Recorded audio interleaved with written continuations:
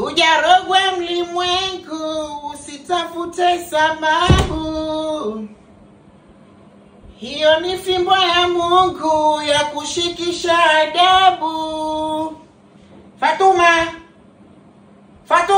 Mkucha, naam. Ebu kuna nazi mbili, ubandike huo mshombo wa wali na maragwe na ninio. I mean mshombo wa maragwe na wali. TikTok na ibilisi nayo.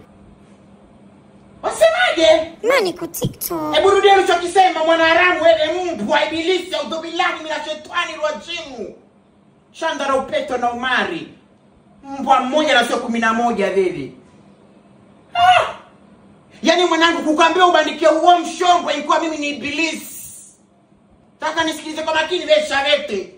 Ibilisi ni yule babako alikuja kamwaga mbegu zikaingia. Nkabeba ibilisi miezi 9, nkamzaa ibilisi, nkampeleka shule akasoma ibilisi mpaka kamaliza.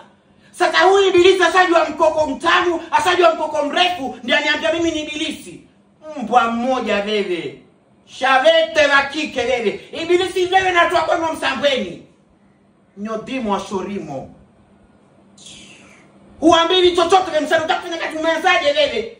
Ushajua utamu wa mkoko Man TikTok jamani. Nyamaza mpwa. Ibilisi wewe na watu wa kwenu. Nyanyako pia ni ibilisi, babako pia ni ibilisi. Watu mna adabu. Mumeanzaje?